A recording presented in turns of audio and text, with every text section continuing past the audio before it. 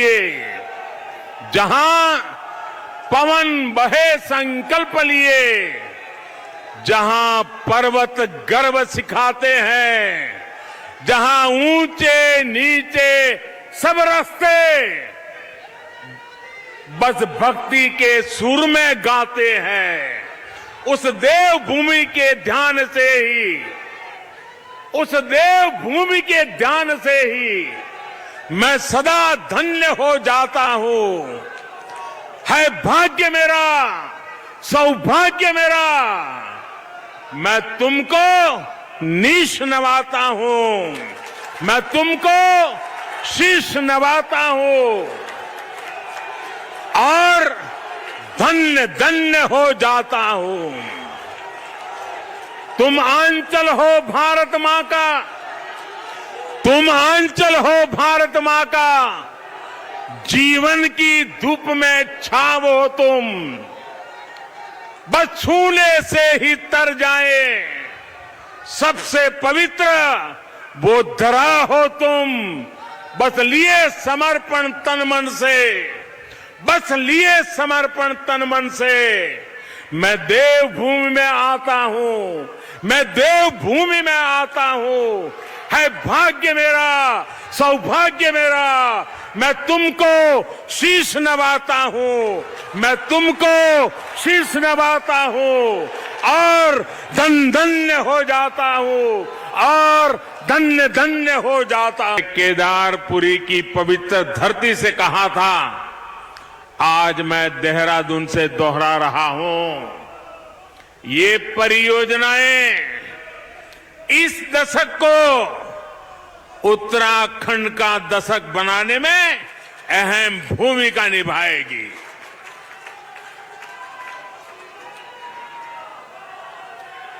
इन सभी प्रोजेक्ट्स के लिए उत्तराखंड के लोगों का बहुत बहुत अभिनंदन करता हूं, बहुत बहुत बधाई देता हूं। जो लोग पूछते हैं कि डबल इंजन की सरकार का फायदा क्या है, वो आज देख सकते हैं कि डबल इंजन की सरकार कैसे उत्तराखंड में विकास की गंगा बहा रही है। भाइयों और बहनों, इस शताब्दी की शुरुआत में अटल बिहारी वाजपेयी जी ने भारत में कनेक्टिविटी बढ़ाने का अभियान शुरू किया था, लेकिन उनके बाद 10 साल देश में ऐसी सरकार रही जिसने देश का, उत्तराखंड का बहुमूल्य समय व्यर्थ कर दिया। 10 साल तक देश में इंफ्रास्ट्रक्चर के नाम पर घोटाले हुए, घपले हुए। इससे देश का जो नुकसान हुआ उसकी भरपाई के लिए हमने 2 गुनी गति से मेहनत की और आज भी कर रहे हैं। देश भर में और यहां उत्तराखंड में करोड़ों एलईडी बल्ब दिए गए, करोड़ों। और पहले एलईडी बल्ब 300-400 रुपये के आते थे, हम उनको 40-50 रुपये तक लेकर के आ गए। आज लगभग हर घर में एलईडी बल्ब इस्तेमाल हो रहे हैं और लोगों का बिजली का बिल भी कम हो रहा है। अनेकों घरों में जो मध्यम वर्ग, निम्न मध्यम वर्ग के परिवार है, हर महीने 500 से 600 रुपये तक बिजली बिल कम हुआ है। सुरक्षित आपके हाथों में संपूर्ण भारतवर्ष है। आपके आशीष से ही संवरता तरुण प्रदेश है। आपके आह्वान पर करोड़ों जन चल पड़े, स्वयं पर विश्वास दृढ़ कर विकास रथ पर बढ़ चले। आपके अनुराग पर पर्वत जनों को नाज है, आगमन से आपके पुलकित पर्वत राज है। हमारे शास्त्रों में कहा गया है, नाभिषेको न संस्कार सिंहस्य कृते मृग्या विक्रमादित्य राजस्य सौमेव मृगेंद्र दत्ता। अर्थात सिंह को जंगल का राजा नियुक्त करने के लिए न तो कोई अभिषेक किया जाता है, न कोई संस्कार किया जाता है। अपने गुण और पराक्रम से वह स्वयं अपना साम्राज्य प्राप्त करता है। यह श्लोक हमारे आदरणीय प्रधानमंत्री जी पर पूर्ण रूप से ठीक बैठता है। भगवान श्री राम हमारी संस्कृति के अनंत स्वरूप हैं। वे जहां एक और मानव दर्शन के साक्षात आदर्श प्रतिबिंब हैं, वहीं वह भारत के परम वैभव के शिखर पुरुष भी हैं। ऐसे मर्यादा पुरुषोत्तम भगवान श्री राम जी के मंदिर के पुनर्निर्माण का कार्य जो वर्षों से लंबित था, आपके ही चमत्कारी नेतृत्व में आज एक अद्भुत आकार ले रहा है। हमारे देश में कुछ स्वार्थी तत्व दीमक के समान हैं, जिन्होंने अपने परिवार का तो विकास किया है, परंतु देश को खोखला करने में कोई कसर नहीं छोड़ी है। हमें ऐसे तत्वों से सावधान रहना होगा, क्योंकि आज भी परिवार व परिवारवाद की राजनीति से ऊपर नहीं उठ पाए हैं। परंतु अब आप लोगों की जागरूकता के चलते ऐसे लोग परेशान हैं। भाइयों बहनों, शीघ्र ही चुनाव आने वाले हैं और आप देखेंगे ऐसे समय पर ये स्वार्थी तत्व अपनी असली रूप दिखाएंगे। इनकी अलग अलग वैरायटी सामने आने लगेगी। यह सोचनीय है कि हमेशा सनातन संस्कृति के प्रतीकों का अपमान करने वाले ऐसे लोग चुनाव के समय में मंदिरों में भी भागे भागे फिरते हैं। युवराज संस्कृति को बढ़ावा देने वाले ऐसे लोग उत्तराखंड ही नहीं बल्कि भारत के लिए भी खतरनाक हैं। गुरुओं के सम्मान के लिए उन्होंने जिस स्कूल की स्थापना की, वही स्कूल आज महाराणा प्रताप इंटर कॉलेज है, जिसमें 5000 से अधिक बच्चे वर्तमान में भी अध्ययन कर रहे हैं। और वही स्कूल महाराणा प्रताप शिक्षा परिषद की नींव पड़ी, जिस महाराणा प्रताप शिक्षा परिषद में आज लगभग 50 संस्थाएं शिक्षा के लिए, स्वास्थ्य के लिए, सेवा के विभिन्न प्रकल्पों के साथ जुड़ करके समाज और राष्ट्र निर्माण के केंद्र और प्रदेश सरकार के आह्वान के साथ अपने आप को जुड़े हुए हैं। महंत दिग्विजयनाथ जी महाराज के द्वारा स्थापित और ब्रह्मलीन गोरक्ष पीठाधीश्वर महंत अवैधनाथ जी महाराज के द्वारा पंडित पोषित महाराणा प्रताप शिक्षा परिषद अपनी सभी संस्थाओं के उन्नयन के लिए, इसमें अध्ययनरत छात्र छात्राओं, यहां पर शिक्षणोत्तर कर्मचारी, यहां के आचार्यगण, प्रधानाचार्य और प्राचार्यगण, ये सभी लोग मिलकर के न केवल अपने कैंपस में बल्कि उसके बाहर भी राष्ट्रीय मूल्यों की शिक्षा, देशभक्ति की शिक्षा, न केवल सैद्धांतिक और व्यावहारिक जीवन में बल्कि एक छात्र के सर्वांगीण विकास में क्या भूमिका होनी चाहिए शिक्षा की, इस भूमिका का निर्वहन करते चले आ रहे हैं। हम सब जानते हैं वर्तमान में पूरी दुनिया विगत 20 माह से एक महामारी का सामना कर रही है, एक कोरोना महामारी।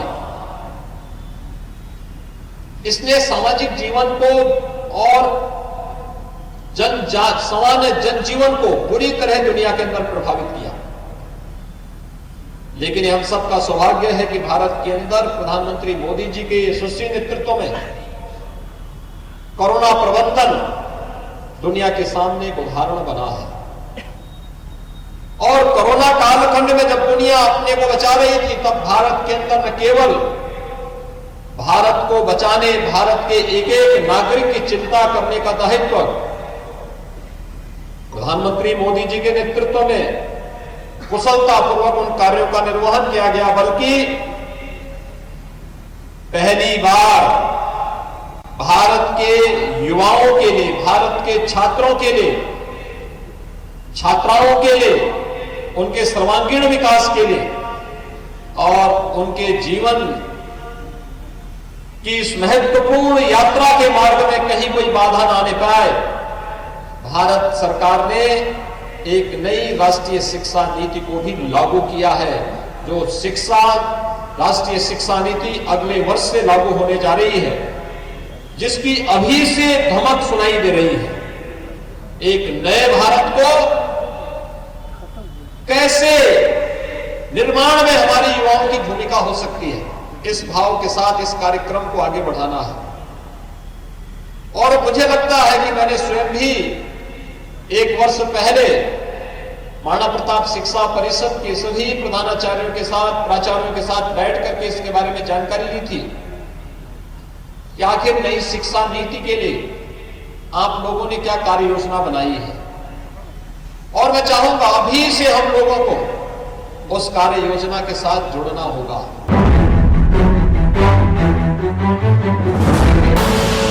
आप देख रहे हैं के न्यूज, खबरों का सारथी। खुदी को आजमाया है तो ये अंदाज आया है, खुदी को आजमाया है तो ये अंदाज आया है। तुम में भी मैं हूं, शुद्ध प्लस पान मसाला। आप देख रहे हैं के न्यूज, खबरों का सारथी।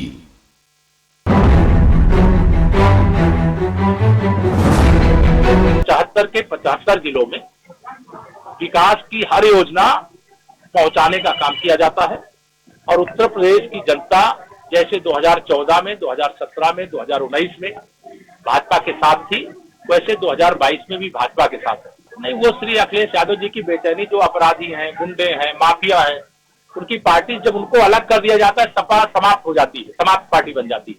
इसे जब ऐसे गुंडे, अपराधी, माफियाओं के खिलाफ कार्रवाई होती है तो उनको लगता है क्रूरता का शासन है, लेकिन हमारी सरकार क्रूरता का शासन नहीं चलाती है, लोकतंत्र में सुशासन देने का काम करती है, अराजकता नहीं रहती। और वह अराजकता वाली सरकार चलाना चाहते हैं, हम जैसी जनता की आवश्यकता है उसकी सरकार देंगे।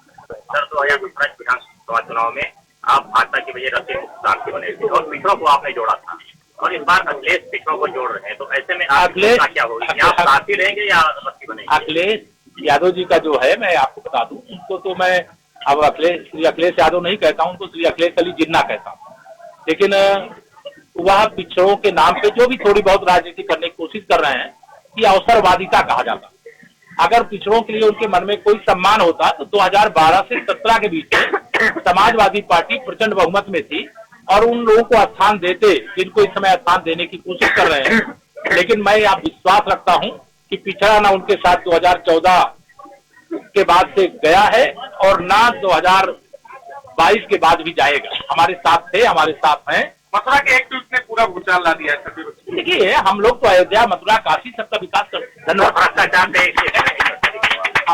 भ्रष्टाचार प्रशासन का दावा किया जा रहा है, दिनों से एक तस्वीर ऐसी आई है कि भाजपा उद्घाटन कर रहे हैं और नारियल छोटे खड़ा टूट जा रहा है। समझ लो, पहले हम ये नहीं कर रहे कि हमने सारा समाप्त कर दिया, सारा काम खत्म हो गया, फिर हम काहे लिए सरकार में आना कर। अभी कुछ गड़बड़ सपा बसपा कांग्रेस मानसिकता के लोग बचे, अभी उनसे भी मुक्त कराएंगे। आपको ऐसा सुशासन देंगे कि कमल के फूल की तरह आप भी खिले रहोगे। हमने होगी, ये कमेटी बना दी, ये ऑथराइज कमेटी है और किसी भी भारत सरकार को संपर्क करना है, हमारी ऑथेंटिक ऑथराइज कमेटी है, इनसे बातचीत कर सकते हैं।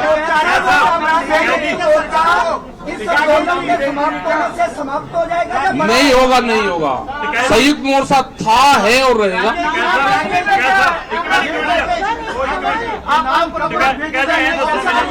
कमेटी है, मीटिंग चाहती है कि सिर्फ मसले का हल चाहती है, सरकार में मीटिंग चाहते हो? देखो, एक रुक तो जाओ महाराज, ये एक जाने का माध्यम है, सरकार से बैठ के बातचीत करने का एक माध्यम है। इसी में ही एमएसपी की भी बात होगी, आगे जो और 100 मसले होंगे उनकी भी बात होगी। एक बातचीत का एक रास्ता है, ये एक अंदर दिल्ली जाने का दरवाजा है, उसमें अंदर जाएगी, ये सारा काम अपने आप करेगी। फिर किसान नेता बलबीर सिंह राजेवाल से संपर्क किया था कल? ये क्या पता किसने किससे संपर्क करा, अब इससे संपर्क कर लिया कमेटी है। अब जिससे भी बात करेंगे ये 5 लोग ऑथराइज कर दिए। अब बिल्कुल सरकार भी खुलकर बात करे, ये कमेटी भी खुलकर बात करे। भेज दे, अरे ये तो जाली है सरकार के पास में। हाँ जाली है सरकार, आपके माध्यम से चलेगी। जो भी मीटिंग सरकार के साथ होगी, जैसे यही करेंगे। 2 मिनट सर, जैसे पहले ऑन रिकॉर्ड बात होती थी कि इस जगह पे इतने बजे कर रहे हैं, ये चीज तय होगी या अपने लेवल पे ऑफ रिकॉर्ड भी आप बात कर सकते हैं? नहीं ऑफ रिकॉर्ड ये कर लेंगे ना, जैसा करेंगे ये कर लेंगे। अब इनको ऑथराइज कर दिया। मीडिया को भी बताएंगे? अरे आप पता नहीं हमें भाई, मीडिया को बता देंगे। मीडिया का उतना कोई रह सके। वो चीज आ रही है सर, एक आप बोल रहे हो कि हमने कमेटी अपने आप बनाई है, दूसरा बोल रहे हो कि सरकार चाहती थी छोटी कमेटी बने। अरे वो तो कहने पे बनी है, या आपने सरकार कोई इसकी एडवाइजरी कमेटी की मेंबर नहीं है। इस संगठन की सरकार ने ये एक आपके माध्यम से करा कि छोटी कमेटी दे दो, 5 आदमियों के नाम दे दो। सरकार एक समझौते की तरफ जा रही है और उसका रिजल्ट ये हुआ कि कल मुख्यमंत्री से बातचीत भी हुई। उनके ये मैसेज थे कि बातचीत करें, तो हमने 5 लोग जो यहाँ पर नजदीक रहते हैं, सब यही है, ये बातचीत उनसे करते रहेंगे। अरे देर कहाँ होगी, देर और सरकार ने भाई बातचीत करने में, ये कानून वापसी करने में लेट करा। अरे चलो अब कमेटी पे क्यों करो, ये बना दी। अब इसके हालमाला डाल ले इस कमेटी के, सरकार जो कुछ कर रहा है इसका कर ले। सरकार साथियों, आज एसकेएम की बहुत ही जबरदस्त मीटिंग आज हुई यहां सिंघू बॉर्डर में। और ये जो 3 कृषि कानून जो किसान विरोधी थे, जनता विरोधी थे और पूरी तरीके से कॉरपोरेट के पक्ष में थे, इनको जो रद्द करना पड़ा केंद्र सरकार को, ये बहुत भारी जीत हमारे पूरे देश के किसानों की है। और इस जीत में हमारे पंजाब के किसान, हरियाणा के किसान, उत्तर प्रदेश के किसान, उत्तराखंड के किसान, राजस्थान के किसान और मध्य प्रदेश के किसान, जिन्होंने 1 साल भर लाखों की तादाद में ये दिल्ली का आंदोलन कामयाब किया, उन सभी को बहुत बहुत बधाई। आज के इस एसकेएम के मीटिंग में पूरे देश के किसान और मजदूरों को उनका अभिनंदन किया, उनको बधाई दी। लेकिन उसके साथ कुछ बातें जो हमारे आंदोलन में पहले दिन से हमने रखी थी, एक था एमएसपी को गारंटी देने वाला केंद्रीय कानून ये बनाना चाहिए। दूसरी मांग थी ये जो बिजली बिल 2020, जिसके चलते किसानों का बिजली का बिल और पूरे देश की जनता का बिजली का बिल 8 से 10 गुना बढ़ेगा और ये बड़े बड़े पूंजीपतियों को उसका पूरा मुनाफा मिलेगा। ये बिजली बिल ये रद्द करना चाहिए, वापस लेना चाहिए, ये दूसरी मांग थी। पराली की मांग थी, जिसके अंदर किसानों को इसके अंदर 1 करोड़ रुपए और 5 साल का ये सब मामला था, इसको वापस लेना चाहिए। और इस आंदोलन के दौरान 3 बातें जो सामने आई, जिनके ऊपर आज बहुत विस्तार के साथ चर्चा हुई। इस आंदोलन के दौरान हमारे हजारों किसान भाइयों और बहनों पर आज बहुत ही बड़े पैमाने पर मुकदमे हुए हैं, पूरे देश भर में हुए हैं। और इन सभी राज्यों का जो मैंने जिक्र किया, उन्हीं में हुए। हरियाणा में तो 48,000 हमारे किसानों को ये टारगेट किया है और गलत किस्म के मुकदमे रखे हैं। वही बात उत्तर प्रदेश में है, वही बात उत्तराखंड में है, मध्य प्रदेश में है। जो भाजपा के राज्य है, सभी जगह में हजारों केस हमारे मुकदमे हमारे किसानों के ऊपर हुए हैं। तो इनको रद्द करना चाहिए, इनको वापस लेना चाहिए। और इसके अंदर दिल्ली के भी मुकदमे हैं, 26 जनवरी के और बाकी सभी चीज, लखीमपुर खीरी के भी गलत मुकदमे हमारे किसानों के ऊपर डाले हैं। तो इस मामले पर चर्चा हुई। हमारे 700 जो शहीद हुए, इन सभी शहीदों को मुआवजा देना चाहिए और यहां सिंघू बॉर्डर पर ये सभी शहीदों का एक स्मारक बनाने के लिए, स्मारक तो संयुक्त किसान मोर्चा बनाएगा, लेकिन जमीन देनी चाहिए, ये भी हमारी मांग थी। और आखिर में लखीमपुर खीरी के जो हत्यारे हैं, अजय मिश्रा टेनी, गृह राज्य मंत्री इस देश के, जिनका काम है कानून और सुव्यवस्था को बरकरार रखना, यही हमारे 4 किसानों को रौंद डालते हैं, एक पत्रकार को रौंद डालते हैं। इनको केंद्रीय मंत्रिमंडल से बर्खास्त करना चाहिए और उनको यहां पर उनको गिरफ्तार करना चाहिए खून के आरोप पर। यह हमारी मांग थी। और जो हमारे पूरे प्रदेश में हर क्षेत्र में जिस प्रकार का सर्वांगीण विकास हुआ, वह किसी से छिपा हुआ नहीं है। बड़े बड़े एक्सप्रेस हाईवेज बनाना, बिजली की पूर्ति कर देना 24 घंटा, शहरों में 18 घंटे से कम नहीं। इसी तरह से MSMEs रोजगार को बढ़ाने के लिए जब हम सत्ता में आए तो 90 लाख यहाँ पर लघु, सूक्ष्म और छोटे उद्योग थे और हमारे 5 साल के शासन में हमने 73 लाख और यूनिट्स को जोड़ा है। आप सोच सकते हैं कि 2 करोड़ से ज्यादा लोगों को इस प्रकार अतिरिक्त व्यवसाय देने का भी काम किया गया। तो MSMEs को, ODOP को लाया गया, एक जनपद एक उत्पाद, उसके जरिए हजारों लोगों को सशक्त किया गया। टूल किट्स बांटे गए, छोटे छोटे व्यवसायियों को व्यवसाय के लिए प्रोत्साहन दिया गया। और इनके अलावा स्वास्थ्य के क्षेत्र में, शिक्षा के क्षेत्र में, उच्च शिक्षा, माध्यमिक शिक्षा और हमारी प्रारंभिक शिक्षा, बेसिक शिक्षा, हर एक में कितना विस्तार और विकास हुआ, ये किसी से छिपा हुआ नहीं है। और मैं अगर ये कहूँ कि हर क्षेत्र में हमने बहुत जबरदस्त छलांग मारी है तो गलत नहीं होगा। सबसे ज्यादा किसमें? निवेश में। विनिवेश जो उत्तर प्रदेश में हुआ, आप सोचिए, लोग कहते थे कैसे होगा। 6 लाख करोड़ का MOU हुआ, 2 लाख करोड़ जमीन पर आ चुका है और बड़ी बड़ी योजनाएं और सबसे बड़े बड़े जो है जो बड़े बड़े व्यापारी और व्यवसायी हैं दुनिया के, वो निवेश करने के लिए तैयार हैं।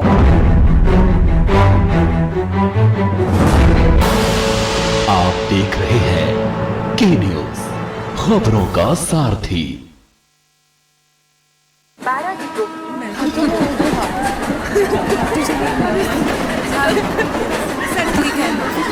आजा। कैसा रहा काम का पहला दिन? अच्छा था। दीदी, आप गर्भ निरोधक गोलियां लेती हैं? हाँ, क्यों?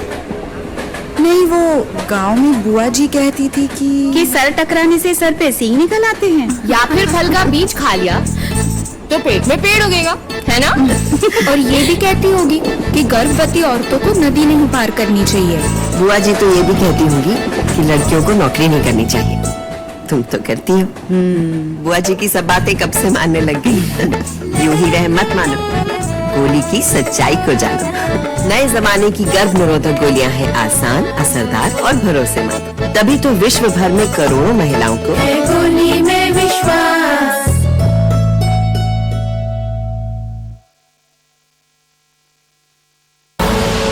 आप देख रहे हैं के न्यूज, खबरों का सारथी।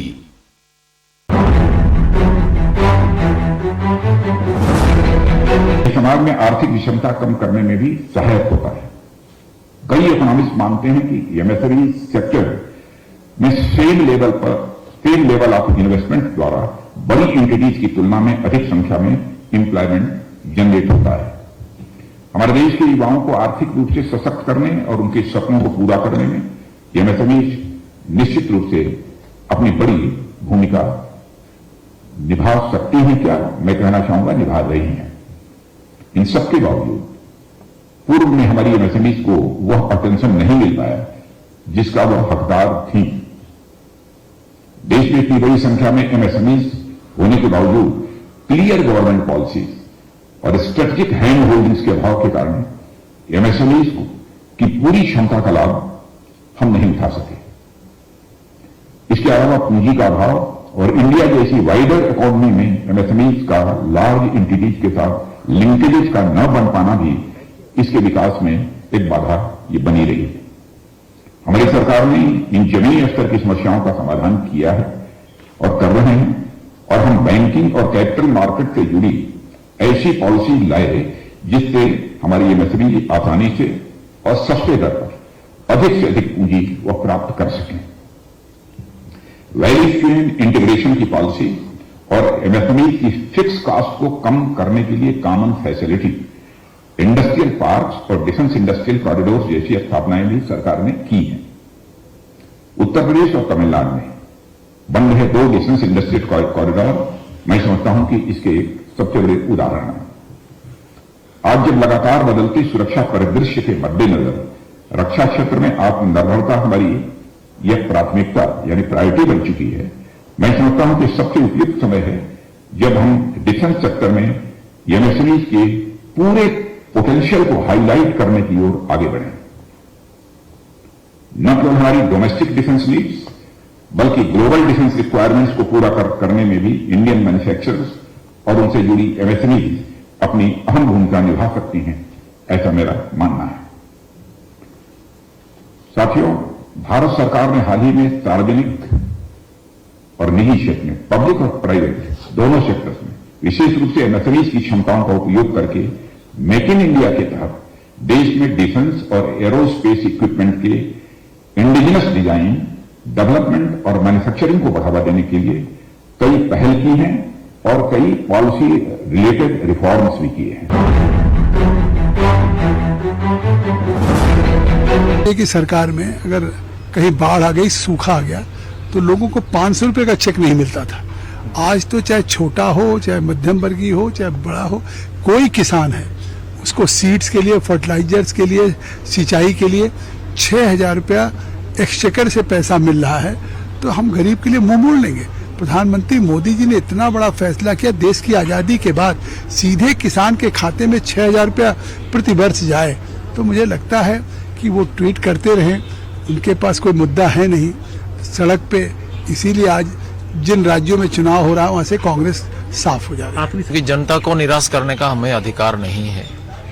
जनता ने हमको चुन करके भेजा कि राष्ट्र की गंभीर समस्या, लोक समस्या के बारे में चर्चा करके इसका प्रतिकार निर्णय करना और इसे समय नष्ट करना नहीं चाहिए। दूसरी बात उन्होंने जो बोला, कमेटी, वास्तविकता है कि पार्लियामेंट डायरेक्टली सारा एग्जीक्यूटिव के ऊपर नियंत्रण जारी करना असंभव है, इसलिए कमेटी का गठन किया गया है। कमेटी माइनोटली विभिन्न विषयों को स्क्रूटिनाइज करके निर्णय लेगा और कमेटी का सिफारिश के अनुसार भी सरकार बहुत काम करते हैं। लेकिन अगर कमेटी में कोरम नहीं होता है तो जो सदस्य आए हैं ये बेकार हो जाता है, समय नष्ट होता है उनका। कमेटी नहीं चलता बिना कोरम में, इसलिए सदस्यों को आना चाहिए।